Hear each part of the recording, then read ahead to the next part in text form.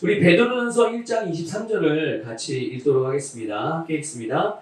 우리가 거듭난 것이 썩은 일시로 된 것이 아니요 항상 있고 살아있는 하나님의 말씀으로 되었느니라. 아멘. 자, 우리가 거듭난 것이 뭐 사람에 의해서도 아니고 썩어진 세상에 속한 것들로 인해서도 아니라 정말 영원히 썩지 않는 항상 있는 영원한 하나님의 말씀으로 우리가 거듭났다는 것을 여러분 믿으시기 바랍니다. 그러니까 여러분들 그 천사가 그 마리아에게 찾아와서 예수님이 탄생하실 것에 대해서 말씀을 전해주잖아요. 그럴 때 마리아가 어떻게 했는지 혹시 알고 계시나요? 천사가 너에게서 예수가 태어나게 될 것이다. 하나님의 아들이 태어나게 될 것이다. 그리스도가 태어나게 될 것이다. 이렇게 메시지를 전했을 때 마리아가 그 하나님의 메시지를 가지고 온 천사에게 대답을 했어요. 뭐라고 대답했는지 혹시 자세하게 아니요 내용을 아시나요? 네. 그 옛날 개역 성경에는 계집종이오니 이렇게 되어 있어요. 계집종. 근데 이제 우리 지금 개역 개정 성경에는 뭐라고 되어 있냐면 주의 여종이오니 말씀대로 내게 이루어지이다. 이렇게 고백을 하거든요. 어떻게 보면 이건 굉장히 큰 모험이죠. 목숨 정말 용기 100배 낸 모험을 한 거예요. 아직 결혼을 하지 않은 여자가 결혼하기 전에 임신을 하게 되는 그런 상황이 되는데, 그러면 뭐 지금도 어떤 면에서는 그런 부분들이 용납이 안 되어지거나 아니 부담이 되어지는 일들이 많이 있는데, 이 당시에는 더더욱 그렇죠. 이 당시에 정말 목숨이 왔다 갔다 할 수 있는 그런 일이지만 마리아가 이 하나님의 말씀을 그대로 받습니다. 그런데 그렇게 주의 여종이오니 말씀대로 내게 이루어지다라고 고백했을 때 마리아가 성령으로 잉태되게 돼요. 그러니까 그 전에 잉태된 게 아니에요. 마리아가 주의 말씀대로 내게 이루어지다라고 고백을 했을 때 그때 성령으로 잉태하게 되거든요. 여러분, 우리도 마찬가지죠. 우리도 복음을 많이 들을 수 있어요. 말씀을 많이 들을 수 있죠. 예수 믿으라는 소리를 많이 들을 수 있지만 우리가 언제 거듭나요? 예, 믿음으로 그 말씀을, 그 복음을 받아들일 때 바로 거듭나는 역사가 일어나는 거죠. 마찬가지로 우리 영혼이 거듭난 것과 마찬가지로 하나님의 말씀이 우리에게서 어떻게, 언제 일하기 시작하느냐, 언제 역사하기 시작하느냐, 그것이 바로 우리가 말씀을 내가 믿음으로 받아들일 때 그때부터 하나님의 말씀은 내 안에서 역사하게 되는 줄 믿으시기 바랍니다. 그래서 여러분, 예수님께서 우리 속에 오셨고 그 예수 그리스도로 말미암아 우리가 거듭났다는 것을 반드시 기억하시기 바랍니다. 그래서 우리 새로운 피조물인 우리는 말씀으로 거듭나서 말씀으로 살고 말씀으로 세워지고 말씀으로 승리하는 삶을 살아간다. 이것이 우리 그리스도인들 새로운 피조물의 삶이고 본질이라는 것을 기억하시기 바랍니다. 그러니까 내가 말씀으로 살 수도 있고 말씀으로 살지 않을 수도 있고, 이게 아니라 우리의 모든 삶은 항상 모든 것, 시작도 말씀, 과정도 말씀, 결과도 말씀, 열매도 말씀, 모든 것이 말씀으로 하나 되기를 주님의 이름으로 축복합니다. 자, 그러면 이 하나님의 말씀은 어떠한 능력을 가지고 있는가? 여러분, 하나님의 말씀에는요, 생명과 능력으로 충만하다는 것을 믿으시기 바랍니다. 하나님의 말씀은 영원히 변함없는 진리잖아요. 그래서 우리는 하나님의 말씀을 받을 때 하나님의 그냥 은혜를 받는 수준에서 끝나는 것이 아니라 우리의 삶의 변화가 일어나는 것에까지 가야 되는 거예요. 그럼 우리의 삶의 변화 언제 일어나요? 은혜 받는 거죠. 말 그대로 은혜예요. 우리가 가만히 있어도 주어지는 그런 은혜, 값없이 주어지는. 그런데 그 주어진 은혜를 통해서 이제 실제로 우리의 삶에서 변화가 일어나는 것은 우리가 그 받은 은혜를 가지고 말씀을 따라 행하기 시작할 때 우리의 삶에서는 반드시 변화가 일어나요. 그 이유가 있죠. 왜냐하면 말씀 안에는 생명과 능력이기 때문인 거예요. 말씀 안에 우리가 무슨 TV나 뭐 영화나 뭐 애니메이션 이런 데 보면 막 그 요술 같은 게 나오는 막 알라딘의 램프 같이 막 그런 거, 요술 램프 같이 그런 것처럼 뭐 주문을 외운다든지 뭔가를 뭐 비는 행위를 한다든지 뭐 이렇게 해서 우리가 뭔가를 하나님부터 얻어내고 그런 게 아니라 말씀에는 생명과 능력이기 때문에 그 말씀을 따라서 행하면 반드시 그 안에 담긴 생명과 능력이 우리의 삶에서 변화를 일으킨다는 것을 믿으시길 바랍니다. 우리 히브리서 4장 12절 읽어보겠습니다. 시작. 하나님의 말씀은 살아있고 활력이 있어 좌우의 날선 어떤 검보다도 예능이여 혼과 영과 및 관절과 골수를 찔러 쪼개기까지 하며 또 마음의 생각과 뜻을 판단하느니. 아멘. 하나님의 말씀은 살아있고 활력이 있다는 것. 또 요한복음 6장 63절 읽겠습니다. 시작. 살리는 것은 영이니 육은 무익하니라. 내가 너희에게 이른 말은 영이요 생명이라. 아멘. 거기 점점점점이 있죠. 여러분들 교재도 있고 지금 앞에도 다음 것 좀 넘겨보다 주세요. 네, 우리 같이 읽도록 하겠습니다. 함께 그 점이 4개인데 4개를 다 같이 읽어볼게요. 시작. 하나님이 주신 모든 약속은 생명과 능력으로 충만하다. 하나님이 하신 모든 지시는 생명과 능력으로 충만하다. 그러나 그 씨앗이 자체적으로 생명과 능력을 나타낼 수 없다. 그 말씀 씨앗은 우리의 심령에 심겨지고 물 주어야만 그 생명과 능력을 나타낼 수 있다.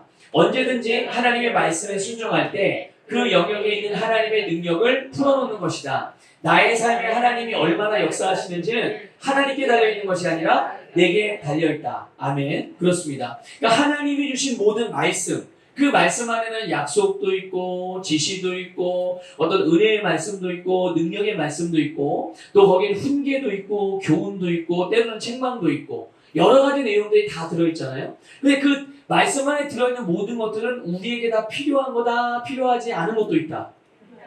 다 필요한 거예요. 다 필요한 거. 근데 대부분의 사람들은 하나님이 축복해 주시는 말씀, 또 위로해 주시는 말씀, 또 어떤 능력에 대한 그런 말씀, 이런 말씀들은 되게 이렇게 받아들이는 건 어렵지 않게 받아들이거든요. 그런데 훈계라든지 교훈이라든지 지시라든지 이런 종류의 말씀에 대해서는 이렇게 잘 축복에 관련된 말씀과는 다르게 좀 받아들이는 부분들이 미약한 경우들이 종종 있어요. 그런데 하나님 말씀 안에 들어있는 모든 주제와 모든 영역에 대한 말씀들은 우리의 삶에 반드시 필요한 거고 거기에는 분명히 생명과 능력으로 충만하다는 것을 기억하시기 바랍니다. 자, 그러면 옛날에는 이제 어르신들이 그런 우리 선배, 한참 선배 믿음의 사람들은 성경책을 아주 소중히 여겼어요. 그래서 목사님들도 그렇고 이렇게 장로님들이나 또 이렇게 나름대로 신앙생활을 정말 열심히 하고 하나님을 경외하는 마음이 특별하신 분들은 성경책을 들고 다닐 때 이렇게 들고 다니지 않았어요. 어떻게 들고 다니는지 혹시 아시나요? 예? 예. 왼손으로 들어요. 아니면 오른손으로 어느 손으로 들긴 들어요. 근데 그걸 어디다 갖다 대는지 아세요? 가슴인데 아무 가슴이 아니에요. 여기에다가 이렇게 심장에다가 이쪽으로. 그러니까 오른손으로 들어도 이렇게 들고 다니시고 왼손으로 들어도 이렇게 들고 다니세요. 이게 편해서 그런 게 아니라 하나님의 말씀을 자기의 생명과 같이 여기는 마음으로 그렇게 표현을 하는 거예요. 그런데 가만히 보게 되면 물론 어떤 경우는 아주 특별한 경우죠. 성경책 자체가 어떤 그런 하나님의 능력을 나타내는 경우도 있기는 있어요. 여러분 혹시 공포영화 같은 거 보신 적 있어요? 보신 적 있죠? 신앙생활 하면서는 그런 거 보지 않는데 얘들 보면 십자가 가지고 이렇게 그런 거 아마 보신 기억이 있을 거예요. 네. 십자가 갖다 이렇게 된다고 귀신 어이구 무서워서 일어나요? 그러진 않거든요. 성경책도 마찬가지죠. 근데 간혹 초자연적으로 그런 일이 일어나긴 해요. 아주 없는 일은 아니에요. 하지만 일반적인 일은 아니죠. 평범한 일은 아닌 거예요. 제가 이 비유를 들은 이유는 뭐냐면 성경에 쓰여진 성경 말씀의 글씨 자체만으로 힘과 능력이 있는 게 아니에요. 그것을 가지고 살아내는 삶을 통해서 선포를 한다든지 삶으로 믿음으로 그것을 살아간다든지 그럴 때 거기에서 능력이 나타나는 거죠. 그렇기 때문에 말씀 자체가 글씨 자체가 성경책 자체가 뭔가가 능력을 나타내는 게 아니라 그래서 우리는 하나님의 말씀을 그냥 가지고만 있는다고 그냥 알고만 있는다고 해서 그 자체로서 우리의 삶이 변화되는 게 아니라 내가 가진 말씀에 대해서 물도 주고 그리고 거기다 거름도 주고 또 그것을 가지고 땅도 일구고 이런 과정들이 필요한 거죠. 이런 과정들을 통해서 말씀이 우리의 삶에 이렇게 행동으로 또는 고백으로 믿음으로 그렇게 움직여지게 될 때 거기에서 반드시 그 안에 담겨있는 생명과 능력이 나타나게 된다는 것을 기억하시길 바랍니다. 그래서 항상 하나님의 말씀을 따라 행하는 일, 바로 그런 일에 있어서 만약에 내가 치유의 영역에다가 건강의 영역에다가 하나님의 말씀을 따라서 행하게 되면 거기에 뭘 풀어놓는 걸까요? 말씀 안에 뭐가 있다고요? 생명과 능력이 있는 거예요. 그래서 내가 건강의 분야의 건강의 영역에 그것과 관련된 하나님의 말씀을 따라 행하게 되면 거기에 바로 하나님의 말씀에 담긴 생명과 능력을 풀어놓는 거예요. 그러니까 말씀을 풀어놓는다, 믿음을 풀어놓는다. 이 표현이 좀 낯설고 어색할 수 있겠지만 그게 사실은 어려운 일은 아닌 거죠.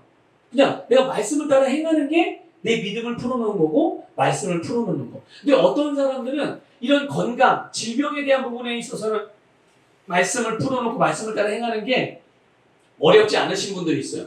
그러니까 그런 분들은 그 자기가 말씀을 풀어놓기가 쉬운 영역들에서는 항상 결과를 보는 거죠.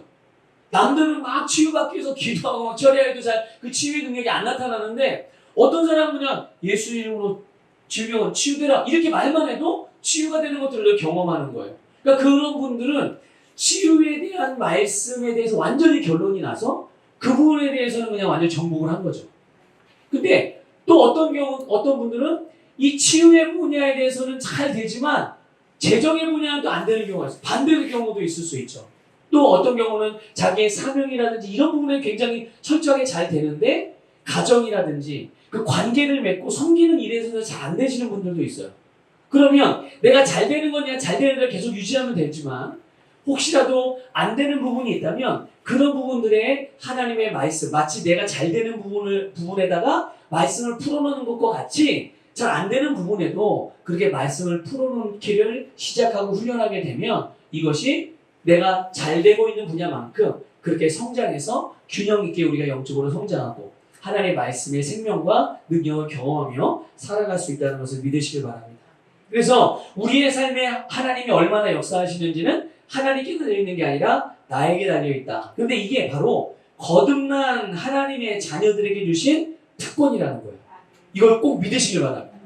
하나님의 자녀들에게 하나님의 특권이거든요. 그런데 어린아이들은 특권이나 권세가 있음에도 불구하고 사실은 그것마저도 버거워하는 경우가 있어요. 그것마저도. 그래서 어떻게 하기를 바라느냐? 그냥 엄마 아빠가 다 해주기를 바래. 다 해주기를. 근데 여러분 이거는 정상적인 게 아니에요. 신앙생활도 마찬가지예요. 분명히 하나님께서 우리에게 다스리는 권세와 능력을 주셨어요. 말씀을 풀어놓음을 통해서 그 안에 있는 생명과 그 안에 있는 능력을 경험하고 그것으로 우리의 삶을 변화시키고 우리의 세상을 다스릴 수 있는 특권과 권세를 주셨거든요. 근데 이거를 그 특권과 권세를 어떤 그리스도인들은 되게 부담으로 여겨서 그냥 하나님이 다 해주시면 되지 꼭 이렇게 고백해야 이게 방언을 해야 돼? 이렇게 말씀을 따라서 계속 뭔가를 해야 돼? 뭔가 계속 배워야 돼? 수련에 계속 참석해야 돼? 이런 거. 예. 그런데 사실 그게 특권인데 그게 권세인데 이것마저 부담스러워하고 이것마저 버거워하고 무거워하면서 그냥 기도만 하면 하나님이 알아서 다 해주시면 좋겠다. 이게 정상적인 게 아니라는 걸 알고 있으셔야 돼요. 정상적인 건 뭐냐? 나의 영적인 수준과 영적인 나이와 영적인 위치에 걸맞게 그 자리에서 기능하는 거예요. 내가 영적으로 5살이면 5살만큼만 기능하면 되는 거예요. 내가 영적으로 10살이면 10살만큼으로 기능하면 되는 거예요. 내가 영적으로 30살인데 갑자기 5살처럼 행동하려고 하면 이거는 뭔가 문제가 심각해진 거죠. 예. 그러니까 우리의 영적인 위치 그리고 나의 어떤 영적인 수준, 그 믿음의 수준, 믿음의 분량 이것들을 정확하게 인지하고 지속적으로 전진하는 방향으로 여러분들의 모든 삶에서 말씀을 풀어낼 수 있기를 주님의 이름으로 축복합니다. 자, 그 다음에도 한번 같이 읽어볼게요. 시작. 하나님의 말씀이 없으면 생명도 없고 능력도 없다. 성경 말씀이 없으면 생명도 없고 능력도 없다. 네. 그래서 하나님의 말씀이 있을 때 거기에 생명이 있고 능력이 있는 거예요. 그러니까 이걸 예를 들어보면 베드로가 무리를 걷는 사건이 마태복음 14장 22절 이하에 나오거든요. 그때 예수님께 무리를 이렇게 걸어오시면서 무리를 걸어오신 예수님을 보고 제자들이 탄 배를 타고 가던 제자들이 그걸 보고서 어떻게 생각하죠? 유령이라고 생각을 해요. 유령이라고. 그런데 예수님께서 유령이 아니라 나다 이렇게 하니까 금방 예수님 목소리인데 그러고 보니까 정말 예수님인 거죠. 그런데 베드로가 그런데 왜 예수님은 어떻게 무리를 걷지? 아니 그전에도 수많은 기적을 봤잖아요. 표적을 봤잖아요. 그런데도 예수님을 의심하게 되는 거예요. 그래서 주시면 저보고 무리로 걸어오라고 말씀해 보세요. 그럼 내가 걸으면 주님인 줄 알아먹을게요. 그때 예수님께서 뭐라 그러죠? 오라 이렇게 말씀을 하세요. 자, 예수님이 말씀하셨다는 게 중요한 거예요. 뭐라고 말씀하셨죠?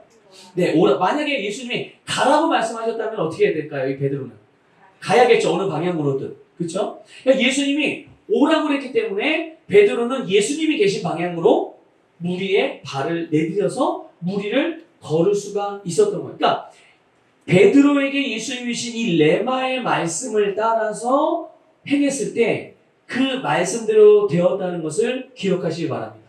자, 보세요. 여리고성 같은 경우도 어떻게 됐죠?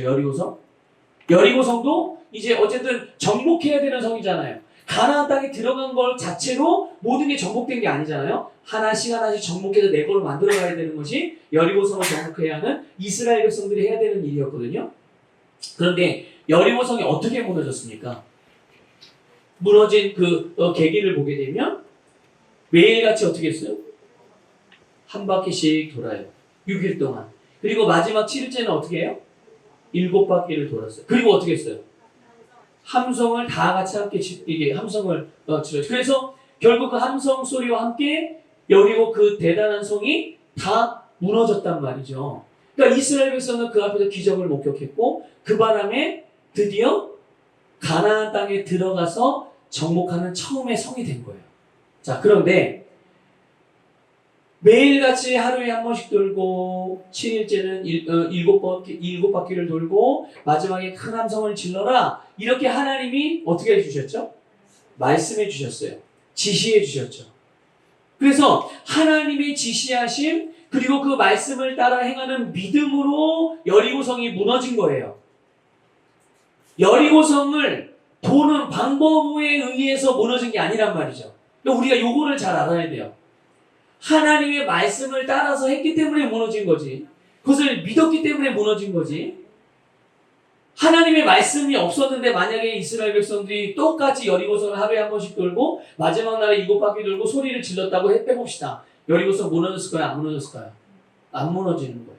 무너질 수가 없죠. 그러니까 우리는 하나님의 말씀에 나온 내용들에 대해서도 볼 때 그 하나님의 말씀을 방법으로 가져오는 것이 아니라 그렇게 말씀하시는 말씀이 나에게 오는 레마로 받고 믿을 때 그것이 우리에게 생명과 능력으로 역사한다는 것을 반드시 기억하시기 바랍니다. 우리가 방언을 할 때도 마찬가지예요. 여러분, 방언을 할 때도 보면 방언이 우리가 할 수 있는 기도 가운데 최고의 기도라는 것을 믿고 방언을 하시기 바랍니다.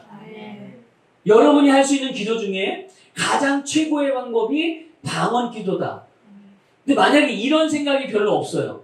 방언으로 기도할 수도 있고 그냥 우리말로도 기도할 수도 있지. 그냥 방언은 기도하는 방법 중에 그냥 하나의 몇 가지 방법 중에 하나의 방법이야. 이 정도로 생각을 한다면 우리가 방언으로 기도할 때 그게 내 믿음이니까 방언에 대해서 어떤 의미를 가지고 내가 어느 정도 수준으로 믿고 기도하는지 그 분량만큼 유익을 누릴 수밖에 없는 거예요.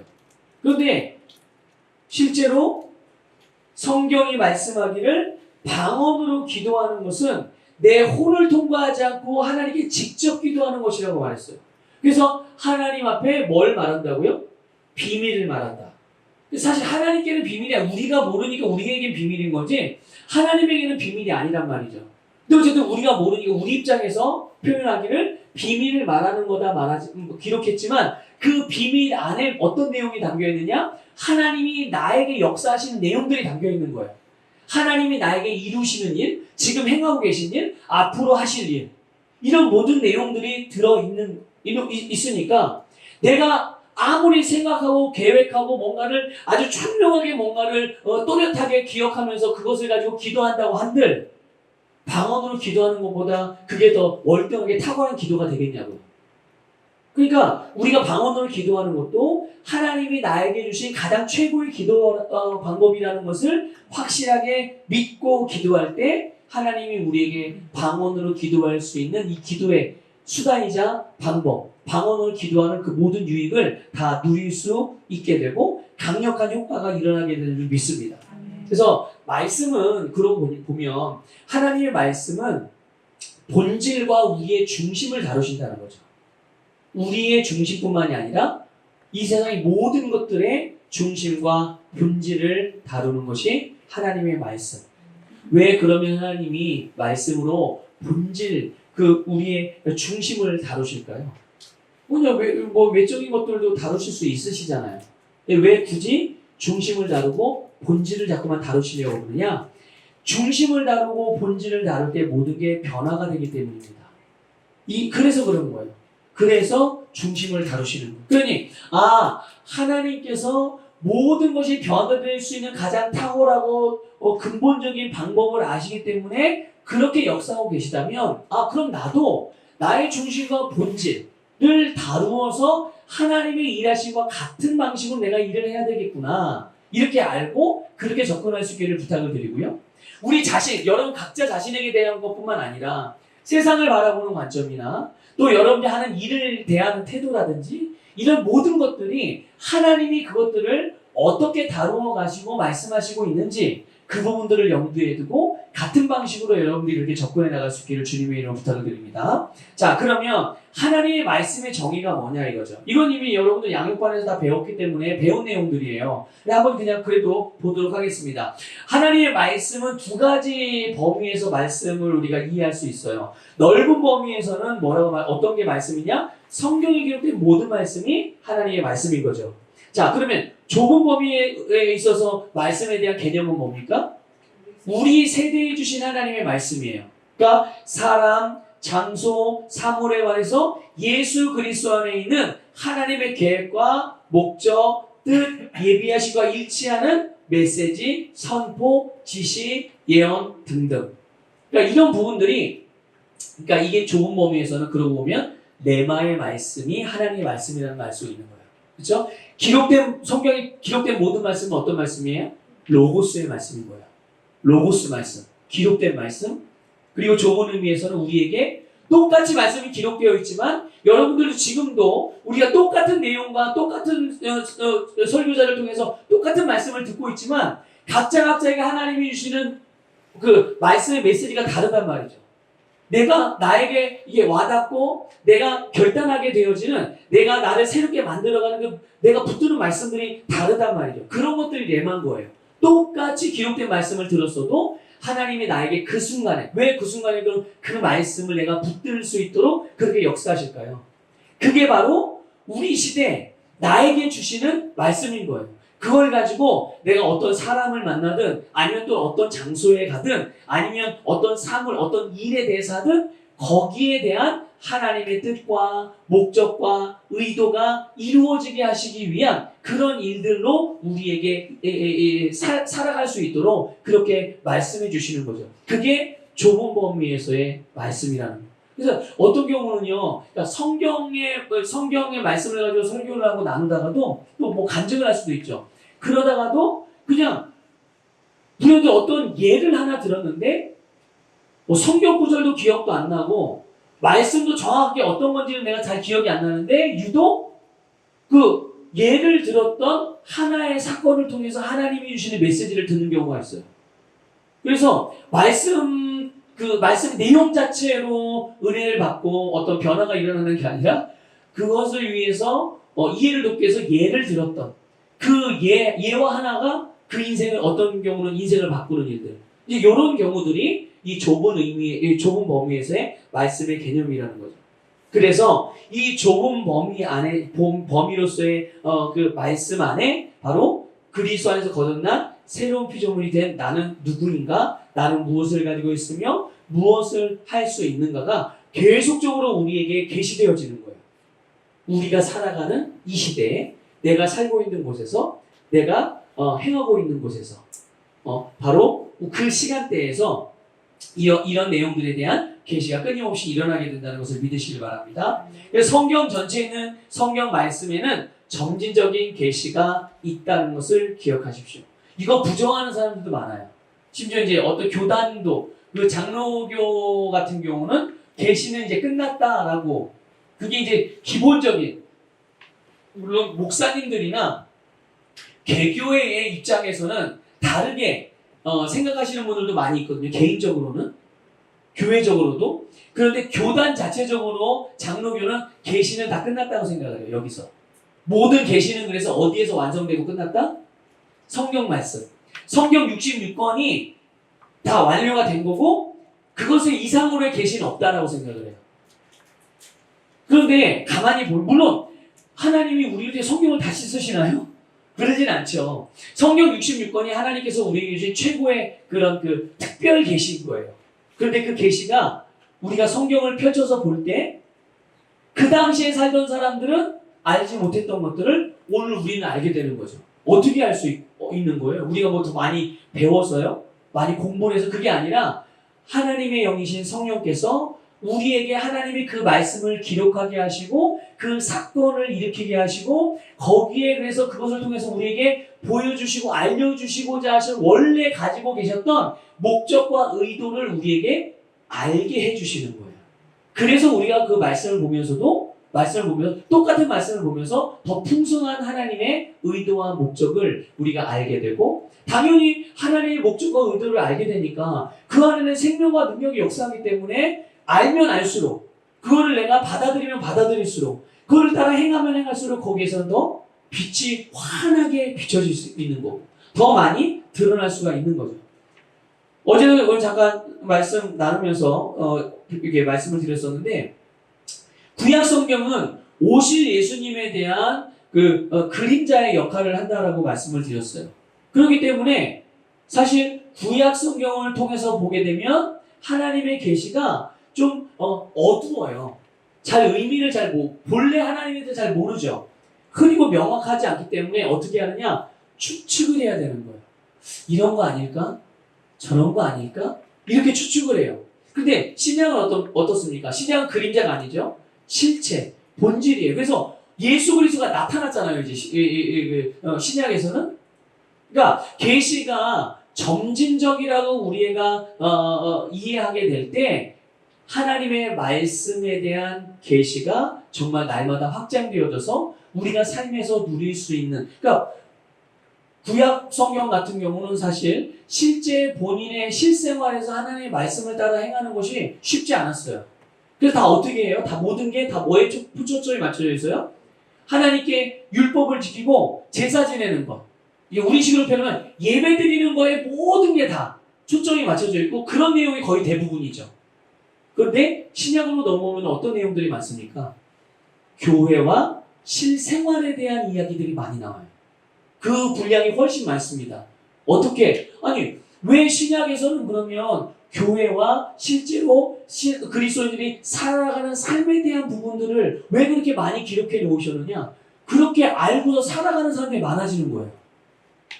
하나님께서 성령을 통해서 예수 그리스도가 나타나게 하셔서 그분이 행하신 일들과 그분을 통해서 이루어지고 완성된 일들, 또 그분을 통해서 나타나게 되고 성취될 또 다른 하나님의 역사들, 이런 것들에 대한 계시가 점점 확장되니까 실제로 그들의 삶에서 계시된 내용들, 하나님의 말씀의 내용들을 살아내니까, 그래서 점점 그 복음의 영향력이 확장되어지고, 그러니까 구약 시대에는 이스라엘 백성들 안에서만 말씀을 가지고 쿵닥쿵닥 하면서 그렇게 살았잖아요. 근데 원래 하나님께서 구원하기를 원하시는 것은 이스라엘 백성만이 아니에요. 이스라엘 백성을 시작으로 온 열방을 구원하시고자 하시는 게 하나님의 뜻이었단 말이죠. 그런데 구약 성경을 가만히 보세요. 이스라엘 백성이 그렇게 이해했나요? 아니요. 자기들만 선택받은 민족이 되잖아요. 자기들만 아브라함의 후손이 되잖아요. 그 여파가 신약까지 가가지고 신약의 유대인들, 대제사장들, 사두개인들 다 뭐 어떻게 생각해요? 자기들만이 아브라함의 후손이기 때문에 그래서 사마리아는 근처도 안 가요. 사마리아 사람들은 무슨 벌레 보듯 해요. 근데 주님은 안 그래요. 근데 예수님이 오셔서 보니까 세상에 이스라엘 백성들 나름대로 자기들이 아브라함의 후손이라고 그렇게 자부했던 그런 사람들이 가장 멸시하고 천대했던 아예 가까이를 아예 거부하고 그랬던 부정하다고 딱 낙인을 찍어버린 세리, 죄인, 창녀 이런 사람들과 예수님이 어떻게 하셨어요?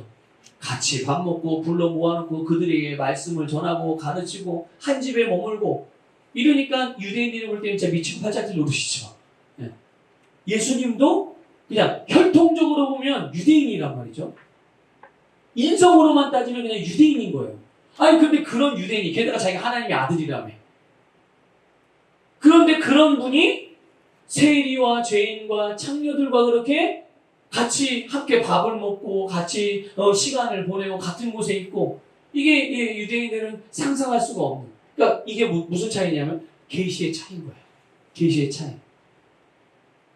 그래서 구약의 또 특징 중에 하나가요. 구약에서는 귀신에 대한 계시가 혹시 구약 성경을 가만히 생각해 보세요. 귀신에 대한 이야기가 뭐 많이 나오나요? 거의 안 나오고요. 손가락에 꼽힐 만큼만 나와요. 왜 그럴까요? 여기에 대한 계시가 없는 거예요. 여기에 대한 계시. 그러니까 보세요. 자, 하나님의 계시죠. 사람이 있죠. 마귀는 있어요, 없어요?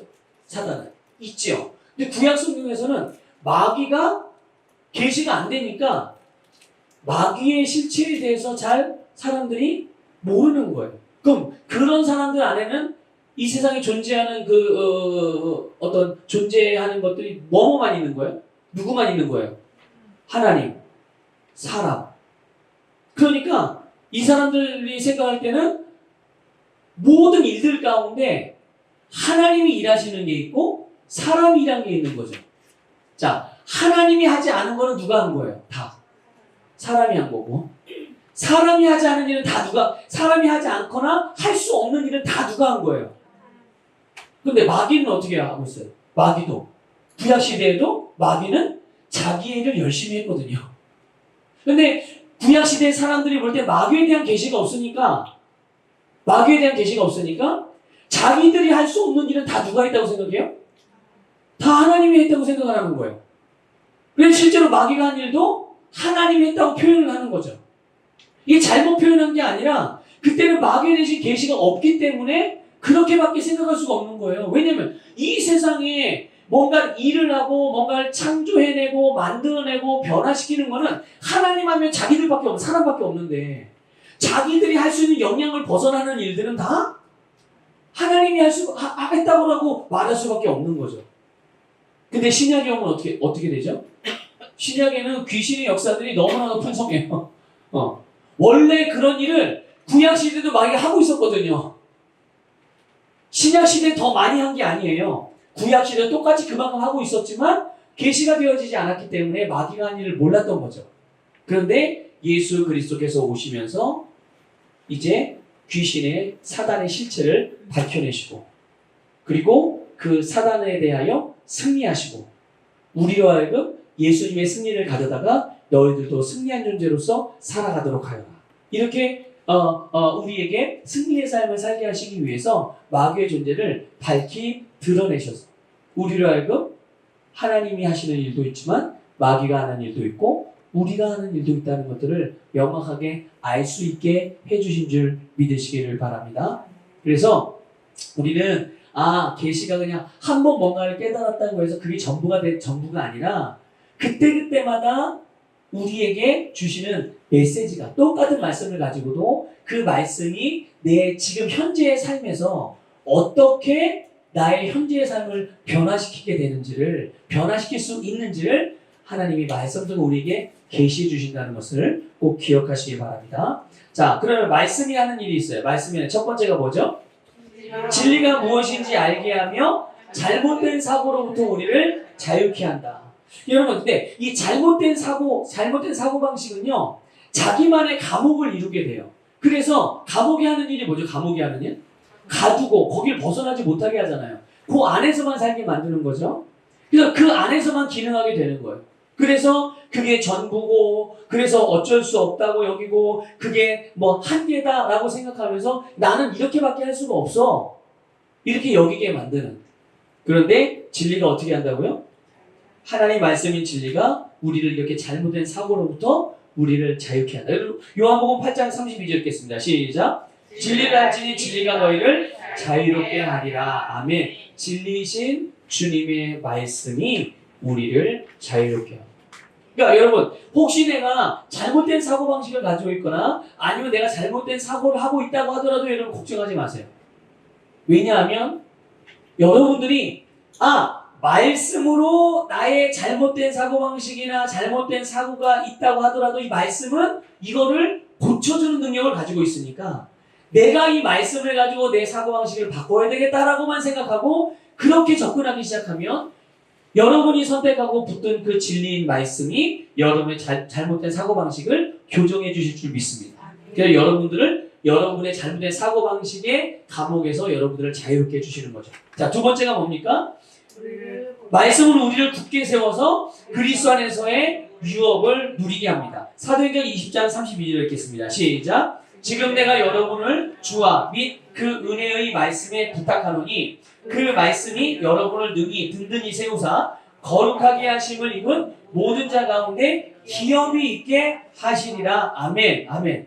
자, 사도 바울이 이 에베소 교회 성도들을 어디에 부탁을 해요?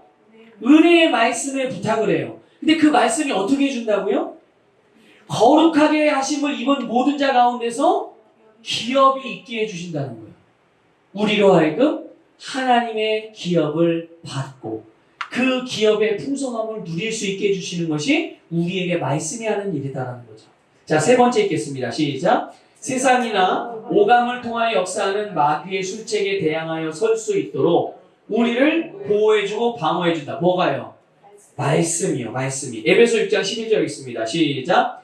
마귀의 관계를 능히 대적하기 위하여 하나님의 전신갑주를 입으라. 아멘. 자, 13절부터 17절 그 내용들을 같이 읽어볼게요. 시작. 진리의 허리띠, 의의 흉배, 화평의 복음으로 예비하신 믿음의 방패, 구원의 투구, 성령의 칼. 자, 여기 보면 다 이게 어디 안에 들어있는 겁니까? 말씀. 그러니까 하나님의 전신갑주는 결국은 말씀이라는 거예요. 말씀으로 무장이 되어져 있으면 그것을 가지고 오감을 통해서 역사할 수 있는 마귀의 공격으로부터 우리를 지켜주시고 그냥 단순히 보호해주는 것만이 아니라 그것을 대적하여 승리를 취해올 수 있도록 그것이 말씀이 우리에게 하는 일. 그래서 마귀의 공격은 여러분들 어느 시점에 멈출까요? 마귀의 공격이. 얼만큼 기도하면은 아니면 얼만큼 신앙생활하면 마귀의 공격이 멈춰질까요? 우리가 살아있는 한은 아니면 주님이 오시기 전까지는 마귀는 계속 역사할 거란 말이죠. 계속 뭔가를 하여튼 우리에게 회방을 할 거란 말이에요. 그런 공격은 계속 있을 건데 그러면 우리가 그걸 어떻게 처리해야 되는지 기본적으로 알고 있어야 되겠죠. 그래서 우리의 마음 또 우리의 생각에 세상의 정보나 세상의 지식들이 들어올 때 이것을 어떻게 처리할 것인지를 내가 선택하고 결정해야 돼요. 이게 굉장히 중요한 부분이죠. 누가 선택하고 결정한다고요? 내가 선택하고 결정해야 돼요. 그래서 만약 어떤 사건을 내가 딱 대했는데 사건을 만나게 됐는데 그 사건을 만나는 순간 걱정이나 두려움, 불안, 혈기, 낙심과 같은 이런 여러 가지 감각의 부정적인 기능으로 내가 순간적으로 반응을 해요. 그게 뭐냐면 곧 마귀가 쏜 불화살을 맞은 거예요. 그게 맞은 거예요. 일단 내가 그렇게 반응을 했다면 그러면 불화살을 맞았으면 어떻게 해야 돼요? 맞았구나. 오늘 내가 졌구나. 이렇게 생각할 게 아니라 불화살을 맞았다고 하더라도 바로 교정을 해야죠. 그래서 동일한 통로로 또 마귀가 불화살을 쐈을 때 마귀가 한 번 쐈다고 안 쏘는 게 아니잖아요. 그리고 마귀가 여러분도 생각해 보세요. 전쟁을 해요. 그런데 상대방의 그 대적이 우리의 싸움의 대상이 어디가 약점인지를 알았어요. 뭐 군대가 종이가 육해공이 있잖아요. 그런데 상대가 해군이 약해. 그럼 여러분 어디로 공격하겠어요? 무조건 해군을 막 미사일이나 뭘라도 공격 무기 공격하지 않겠어요? 그래서 이겼어요. 그러더니 전쟁이 끝났어요. 그런데 몇 년이든 수십 년 있다가 또 전쟁을 벌일 일이 생겼어요. 그러면 우리는 어디부터 공격할까요? 해군부터 공격. 왜요? 지난번에 해군이 약했거든. 그러니까 또 약할 수 있다는 거죠. 그래서 우선적으로 먼저 약한 부분을 또 공격. 마귀도 마찬가지예요. 마귀도 불안을 쐈는데 그냥 맞았네? 그러니까 다음번에 공격할 때 어디부터 공격해요? 맞은 그 그거부터 공격을 하는 거예요. 거기가 약점이라는 걸 아니까. 그러니까 내가 지금은 불화살을 맞아서 이 감정의 부정적인 기능을 가지고서 내가 어떤 일에 대해서 반응을 했다고 하더라도 실망하거나 좌절할 게 아니라 빨리 믿음으로 나를 세우고 하나님의 말씀으로 나를 무장을 해서 그 다음번에 사단이 불화살을 그 방향으로 쏠 때 그때는 내가 믿음의 형편에 들어서 그를 지켜 올려서 불화살을 소멸시킬 수 있게 해야 되는 거예요. 그러니까 여러분 우리는 어떤 마귀의 공격을 받아서 내가 혹시 치명상을 입었다고 하더라도 내가 뭔가 잘못 기능을 했다고 하더라도 그것 때문에 슬퍼하거나 그것 때문에 좌절하지 말라는 얘기죠. 일단 맞은 거는 맞은 거니 그건 사실이니까 어쩔 수 없는 거예요. 돌이킬 수 없는 거죠. 맞았는데 안 맞았다고 부정할 거예요? 맞은 건 맞은 거죠. 하지만 그 다음번에 내가 안 맞아. 그 다음번에 내가 안 맞을 거야. 그래서 하나님의 말씀으로 그 부분을 무장을 시켜야 되는 거죠. 그게 우리가 해야 될 일인 거예요. 그래서 우리가 말씀을 듣고 배우고 믿고 그 말씀을 알 때 내 안에 있는 그 말씀이 이런 마귀의 불화살들로부터 우리를 보호해주고 나가서 대적을 물리칠 수 있게 해주는 거죠. 그래서 담대한 믿음으로 행할 바를 우리가 인식하게 될 수 있는 방법. 그것이 말씀이 우리에게 주는 능력이라는 것을 믿으시길 바랍니다. 자, 네 번째. 말씀을 믿음으로 선포할 때 상황이 하나님의 말씀을 따라 실제가 되게 한다. 이게 말씀이 하는 역사예요. 말씀을 성경에서 성령의 검이라고 표현해 있잖아요. 성령의 검. 그래서 여러분 말씀을 믿음으로 선포할 때 하나님의 말씀이 실제가 되게 만들어지는 거예요. 어디에서? 우리의 상황에서. 우리의 환경에서. 이거 다른 말로 바꿔 말하면 말씀이 내 입에 있어서 내 입에서 말씀을 사용할 때 그 말씀으로 공격을 하는 거예요. 그러면 공격하면 어떻게 될까요? 반드시 이기죠. 내 입으로 내 감정을 말하고 내 입으로 내 육신의 것들을 말하면 어떤 때는 이길 때도 있지 어떤 때는 질 때도 있지만 하나님의 말씀을 공격 무기로 삼아서 내 입으로 하나님의 말씀을 말하면 이럴 때는 질 데가 없어요. 모든 면에서 승리하게 되는 줄 믿습니다. 여러분 하나님의 말씀이 여러분의 입에 있어요. 입을 사용하십시오. 입을 말씀으로 사용하시길 바랍니다. 자, 이제 이런 말씀을 우리가 사용함에 있어서 가장 좋은 방법이 뭐냐? 바로 말씀을 묵상하는 거죠. 다른 말로 표현하면 말씀을 고백하는 거예요. 그래서 말씀의 고백에는 세 가지 단계가 있죠. 근데 이 말씀을 묵상한다라고 해서 성경에 묵상이라는 단어가 여러 차례 나오거든요. 근데 묵상이라는 단어가 히브리어가 있고 헬라어가 있어요. 히브리어는 하가라는 단어를 써요. 헬라어는 호몰로기아라는 단어를 써요. 근데 둘 다 의미가 똑같아요. 나라의 말만 다른 거지, 언어만 다른 거지, 의미는 똑같단 말이죠. 하나님이 말씀하시는 것을 똑같이 동의해서 말하는 거가 이 하가요, 호몰로기아가 이 단어, 묵상이라고 번역된 이 단어가 가진 의미인 거죠. 그래서 고백의 세 가지 단계, 이 말씀을 묵상하는 세 가지 단계가 뭐냐? 먼저 첫 번째는 뭐예요? 말씀의 뜻을 생각하면서 진리로 받아들이는 거죠. 아, 이게 진리고 하나님의 말씀입니다. 아멘 아멘 하고 받아들이는 거예요. 그 다음에 두 번째 단계가 뭡니까? 진리를 받아들였다면 이제 중얼거리면 작은 소리로 읊조리는 거예요. 입으로 고백하는 거죠. 성경의 말씀을 구절을 그대로 고백하기도 하고 아니면 성경의 구절에다가 나의 이름을 넣어서 고백하기도 하고 그 성경의 말씀을 갖다가 내 삶에 그 성경 내가 묵상하고 있는 그 성경의 말씀이 적용되어지는 그런 영역에다가 내 말로 풀어서 그렇게 고백하기도 하고 이게 바로 고백의 두 번째 단계. 그 다음에 세 번째 단계는 어떤 단계죠? 포효하는 단계예요. 이거는 큰 소리로 선포하는 거죠. 그래서 여러분 묵상은 보통 사람들은 보통 그리스도인들은 묵상은 머리로 하거나 뭐 가슴으로 한다고 생각을 하지만 묵상의 완성은 뭐에서 끝날까요? 묵상의 완성은 어디에서 완성이 될까요? 네, 선포하는 거. 입으로 하는 거에서 이게 마침표가 찍어지는 거예요.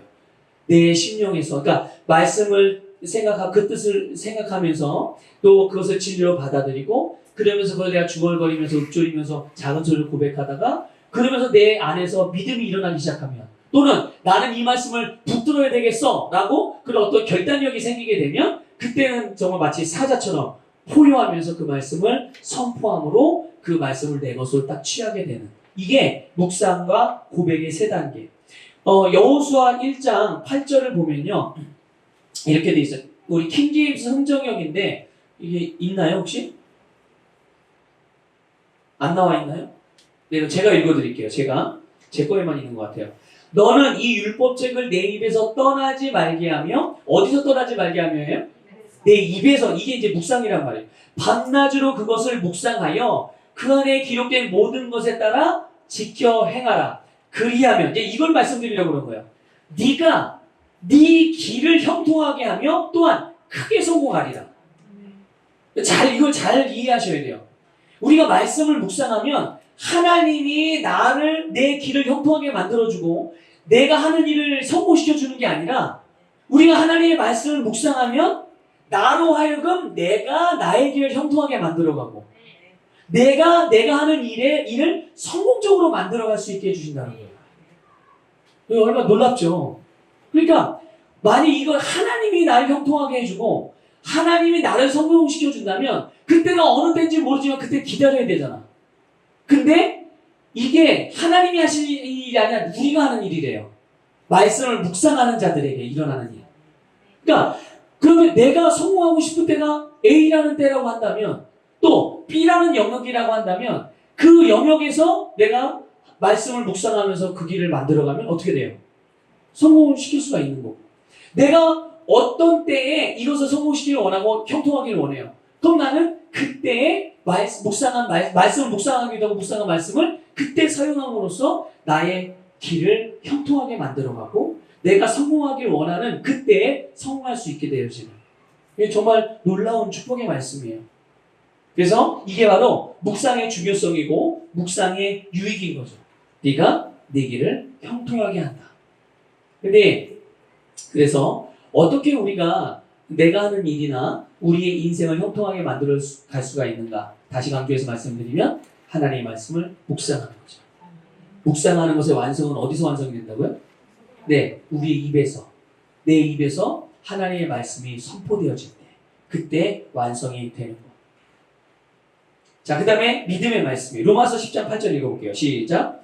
그러면 무엇을 말하느냐? 말씀이 내게 가까워 내 입에 있으며 내 마음에 있다 했으니 곧 우리가 전파하는 믿음의 말씀이라. 아멘. 그래서 말씀을 들음으로 하나님과 같은 생각을 하고 그렇게 마음에 가득한 것을 어떻게 한다고요? 입으로 선포하게 되는 거예요. 그러니까 내 안에 불만이 꽉 차 있으면 우리 입에서 뭐가 선포돼요? 불만이 선포되죠. 짜증이 선포되고. 그러면 우리의 삶에서 맺히는 열매는 뭘까요? 나는 그냥 불평하고 원망이라고 생각하고 끝낼 수 있겠지만 사실은 내가 믿고 말한 그 내 불평 가득한 마음에 있는 것들을 쏟아놨기 때문에 그것에 대한 결과가 반드시 우리의 삶에서 열매로 나타나게 되거든요. 내가 거두게 된단 말이죠. 그러나 우리 항상 하나님의 말씀을 묵상하고 내 심령으로 묵상하게 되면 내 안에 가득한 내가 믿는 하나님의 말씀이 내 입에서 선포되어지고 나타나기 때문에 그 선포되어진 말씀이 우리의 삶의 열매로 반드시 나타나게 된다는 것을 믿으시기 바랍니다. 이미 당신이 영으로 보고 붙잡은 것을 입으로 선언하는 것. 이게 믿음의 말씀인 거죠. 세 번째로 우리는 믿음의 말씀을 선언하는 고백으로 우리의 미래를 바꿀 수 있습니다. 이거는 사실 구약 성도들은 정말 상상도 할 수 없었던 일이죠. 정말 구약 성도들은 이거는 생각할 수가 없었던 일이에요. 그래서 구약 성도들은 어떻게 살았습니까? 죄의 본성을 가지고 늘 어떻게 해요? 부르짖거나 금식하면서 하나님께 다 해달라고 하는 방식으로 매달릴 수밖에 없었던 거예요. 그런데 신약에서는 이제는 어떻게 합니까? 예수님이 어떻게 말씀하세요? 무엇이든지 믿음으로 말하면, 그렇죠? 무엇이든 예수님의 이름으로 말하면 믿음으로 말하면 말한 대로 그대로 된다. 정말 놀라운 권세인 거예요. 예수님께서 우리에게 주신 이 놀라운 권세. 그래서 이것이 마가복음 11장 23절에 나와 있겠습니다. 시작. 내가 진실로 너희에게 이르노니 누구든지 이 산더러 들려 바다에 던져지라 하며 그 말하는 것이 이루어질 줄 믿고 마음에 의심하지 아니하면 그대로 되리라. 아멘. 잠언 15장 4절도 읽겠습니다. 온순한 혀는 곧 생명나무이지만 패역한 혀는 마음을 상하게 하느니라. 아멘. 여러분, 온순한 혀는 어떤 혀를 말하는 거냐면 바른 말을 하는 것을 말하는 거예요. 건전한 말. 그리고 잘못된 패역한 혀라는 것은요, 잘못된 말을 말하는 거예요. 이것은 마음을 상하게 한다는 거예요. 다른 말을 바꿔 말하면 우리의 속사람을 해한다는 거예요. 우리의 속사람에 자꾸 부정적인 것들을 넣어주고 이것이 정상적으로 기능하지 못하게 만든다는 거죠. 그러니까 우리의 이 입으로 우리가 하는 말이 얼마나 중요한지를 성경은 너무나도 많은 부분에 있어서 말씀해주고 있어요. 잠언 18장 21절도 읽겠습니다. 시작. 죽고 사는 것이 혀에 힘에 달렸나니 혀를 쓰기 좋아하는 자는 혀의 열매를 먹으리라. 아멘. 자, 어떻게 고백하는가? 우리가 말씀 고백기도 많이 하잖아요. 근데 그 고백하는 것이 어떻게 고백하는 거에 대한 부분들을 알고 고백할 때 여러분들이 그 고백 기도하는 유익을 누릴 수가 있게 됩니다. 여러분, 그래서 먼저 우리가 고백 기도할 때요, 가장 중요한 건 뭐냐면 그리스도인은 나, 거듭난 나의 위치를 정확히 하고 고백을 하셔야 돼요. 여러분의 그리스도인으로서의 여러분의 영적인 위치. 그래서 고백은 어떤 사람이든 항상 그 사람이 인식하는 위치에서 시작이 되어져요. 그 사람이 알든 모르든 본인이 자신의 위치가 어디에 있느냐. 그래서 자기가 죄인이라고 생각을 하면 그 고백이 어디서부터 시작하는 거예요? 죄인으로부터 시작이 되는 거예요. 죄인인 나로부터. 바른 고백이 될 수 있겠습니까? 바른 고백이 될 수가 없어요. 그러니까 예수님께서 나를 위해서 이루신 일, 그리고 정말 실제로 주님으로 말미암아 나에게 일어난 일, 여기에서 시작을 하는 거죠. 우리의 고백이.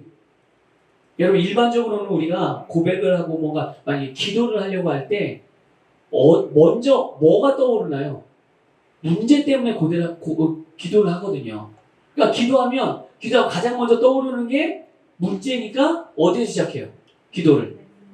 문제에서부터 시작해요. 그래서 그 문제를 겪고 있는 나, 또 문제에 빠져 있고 그것 때문에 힘들고 고통스러운 나, 문제 앞에서 아무것도 할 수 없는 무기력한 나, 문제로 말미암아 내가 피해를 당하고 희생을 당하고 있는 나. 그러니까 여기에서 기도하는 것이 보통 일반적으로 이제 그리스도인들이 기도하는 그런 어떤 위치거든요. 근데 사실 이거는요, 구약의 방식인 거예요. 구약의 방식. 근데 오늘 우리는 성경에서 하나님의 자녀라고 말씀하고 있고 거듭난 그리스도인이라고 말씀하고 있고, 그래서 거듭난 그리스도인 나에게 주신 신분, 그 지위, 위치, 그 자격을 우리가 무엇인지 알고서 그 자리에서부터 시작하십시오. 그러니까 무조건 고백만 한다고 되는 게 아니에요. 아까 우리가 드렸잖아요. 이스라엘 백성들이 여리고를 정복할 때 하루에 한 번씩 돌고 마지막 날 일곱째 날에 7번 돌아서 무너진 게 아니라니까요. 그렇게 하라고 말씀하신 하나님의 말씀을 따른 믿음의 원리 때문에, 또 그 말씀 안에 담긴 생명과 능력 때문에 그 성이 무너지게 된 거란 말이에요. 그래서 우리가 무조건 고백만 한다고 되는 게 아니라, 방법으로 접근해서 되는 게 아니라, 여러분, 우리의 영적인 위치에서 시작하여 믿음으로 고백할 때 그 고백은 나에게 분명한 결과를 가져온다는 거죠. 그래서 우리가 고백할 때는요, 어떻게 해요? 강하고 담대한 심령으로 해야 돼요. 왜 강하고 담대한 심령으로 해야 돼요? 기왕 하는 거 이렇게 이렇게 나약하게 하는 것보다는 좀 강하게 하는 게 좋잖아요. 이래서가 아니에요. 그게 아니라 왜 우리가 강하고 담대한 심령으로 해야 돼요? 우리의 위치가 그러한 위치이기 때문에 그런 거예요. 내 위치가 그러한 위치이기 때문에. 그래서 나는 이 환경이나 상황에 대해 할 수 있는 일이 아무것도 없어, 하나님의 긍휼밖에 소망이 없어 라는 식의 태도는 구약의 태도로서 이는 예수님과 함께한 공동 상속자이자 왕으로 다스리는 자의 태도가 아니라는 거죠. 자, 하나님께서 여호수아에게 말씀하셨죠. 뭐라고 말씀하셨냐면, 말씀을 내 입에서 떠나지 말게 하고 그것들을 지켜 행하라, 이렇게 말씀을 하셨어요. 그런데 이 말씀을 하기에 바로 이전에 뭘 말씀하셨냐면 너는 강하고 담대하라. 이거부터 말씀하셨어요. 그러니까 묵상을 어떻게 한다고 그랬죠? 묵상을 마음으로 생각으로? 아니에요. 결국은 묵상은 우리의 입에서 완성이 된다고 말씀을 드렸어요. 그런데 그렇게 묵상이 되기 위해서는 먼저 가져야 될 태도가 어떤 태도인 거예요? 강하고 담대하게. 이것을 꼭 기억하셔서 여러분들도 마찬가지로 아니 내가 지금 부족한 모습이 있을 수 있죠. 내가 지금 뭔가 실수를 했을 수도 있죠. 하지만 다시 그런 생각이 자꾸만 내 혼적으로 기능하는 그런 생각들이 나를 자꾸 끌고 나를 그 위치로 가져가려고 해도 빨리 불러와야 돼요. 나의 영적인 위치를. 맞아. 나의 육신적인 모습은 그럴 수 있지만 그러나 나는 거듭난 나로서 하나님의 자녀인 나로서 하나님이 주신 권세 안에서 나는 다스리는 왕으로 이 시간부터 기능한다. 그렇게 해서 거기에서부터 믿음의 고백을 하기 시작하는 거죠. 그래서 우리의 삶을 다스리는 가장 중요한 마음의 태도가 뭐냐? 강하고 담대하게 하는. 여러분 다윗과 골리앗 아시잖아요. 다윗이 골리앗에 대해서 어떻게 했죠? 나갈 때 너는 칼과 단창과 여러 그 무기를 가지고 나오는데 나는 만군의 여호와의 이름으로 너를 향하여 나간다. 이게 대단한 거죠. 소년 다윗이 세상에 그 전문 장수 앞에서 그렇게 나갈 수 있다는 게 그렇게 담대하게 고백하시길 바랍니다. 자, 거듭난 내가 여기 같이 읽어볼게요. 시작. 거듭난 내가 그리스도 안에서 가진 정체성과 능력과 소유에 대해서 성경이 말하는 바, 즉 새로운 피조물로서의 자신을 인식하며 고백합니다. 계속 있습니다. 고백할 때는 단지 입으로만 하는 것이 아니라 최대한 마음을 담고 감정까지 실어 큰 소리로 고백하는 것이 좋습니다. 그래서 여러분 이렇게 표현을 그 고백기도집 우리 있잖아요. 새로운 피조물 고백기도 그거 만드신 최순애 목사님은 이렇게 표현했어요. 눈으로 보고 가슴으로 품고 입으로 토해라. 이렇게 표현하더라고요. 너무 공감이 되는 표현이에요. 그래서 눈으로 보죠 하나님의 말씀을. 그리고 그것을 본 말씀을 내 가슴으로 가져오고 그리고 내 입으로 토해내는 거예요. 그렇게 묵상을 하는 거죠. 그래서 우리의 고백에는 우리의 감정도 싣고 열정도 싣고 진심도 싣고 믿음도 실어서 그렇게 고백하는 게 좋다. 자, 감동이 되는 구절이나 지금 나에게 중요하다고 생각하는 구절이 있을 수 있잖아요. 그럴 때는 여러 번 힘주어서 반복하기도 하고 때로는 방언을 섞어서 고백하기도 하고 내 영에서부터 기름 부음이 흘러 넘치게 하면 더더욱 좋다는 거. 이게 효과적으로 할 수 있는. 그러니까 이렇게 고백 기도하는 어떤 그 묵상을 하거나 고백을 하는 걸 배웠다고 해서 다 똑같은 방식으로 하는 게 아니에요. 이런 부분들을 잘 기억하셔서 여러분들에게 가장 효과적일 수 있는 방법으로 그렇게 고백하시면 되겠습니다. 또 고백 중간에 하나님을 찬양하는 경배나 감사나 방언 기도는 언제나 해도 좋다라는 것을 여러분 기억하시면 되겠습니다. 그래서 우리가 고백을 하면서 진짜 원하는 것은 바로 성령님이 역사하시는 거예요. 이걸 꼭 기억하세요. 내가 고백하면서 그냥 고백하는 것 자체에 의의를 두는 게 아니라 내가 고백할 때 누가 역사하신다고요? 네, 성령님이 역사하시는 거 그걸 기대하면서 고백하시는 거예요. 내가 지금 고백하는 대로 그대로 성령님이 나에게 역사해 주십시오. 이런 모습으로 고백을 할 필요가 있고요. 내가 말씀을 믿음으로 받아들이고 믿기로 작정했을 수 있어요. 그러나 온전하게 기능하지 못하는 부분이 있을 수 있는데 이런 부분들도 고백을 하십시오. 내가 어떻게 해야 되는지 알지만 하나님 내가 이런 부분이 잘 안 되고 있는 부분이 있습니다. 그러나 저는 이것이 잘 되도록 하고 싶습니다. 성령님 도와주십시오. 그렇게 기도하면서 고백하게 됩니다. 그래서 성령님의 역사는요 반드시 갈급한 쪽으로 흐릅니다. 갈망하는 쪽으로 흐르는 거예요. 그래서 우리가 열망하는 바를 이루는 것이 성령님의 역사하십니다. 이것을 꼭 기억하시기 바랍니다. 자, 그 아래 같이 읽어 모든 고백이 그 부분을 같이 읽을게요. 시작. 모든 고백이 추구하는 것은 말씀을 따라 역사하시는 성령님의 역사입니다. 믿음을 실어 말씀을 고백할 때 먼저 우리 영 안에 계시를 받아 깨닫고 믿어지게 되고 그렇게 되면 애쓰고 힘쓰지 않아도 고백한 말씀들이 우리 안에서 능력이 되어 그대로 이루어지는 것을 발견하게 될 것입니다. 그러면 상황이 바뀌거나 상황을 바꿀 수 있는 지혜도 따라올 것입니다. 말씀을 들여다볼수록 그 영광이 우리 안에서 역사하기 때문입니다. 성경도 있습니다. 우리가 다 수건을 벗은 얼굴로 거울을 보는 것 같이 주의 영광을 보매 그와 같은 형상으로 변화하여 영광에서 영광에 이르니 곧 주의 영으로 말미암음이니라. 아멘. 같이 계속 있습니다. 하나님께서는 영적 영역에서 이미 모든 선한 것들을 예비하셨고 우리에게 그것을 이 땅에 실행할 권세와 책임을 주셨습니다. 우리는 각자 삶의 모든 상황들을 다스리고 점점 증가되어가는 영향력으로 영혼을 구원하며 하나님 왕국을 확장하는 하나님 나라의 군사들입니다. 할렐루야. 아멘. 자, 이제 그 다음에 믿음의 고백들이 나와요.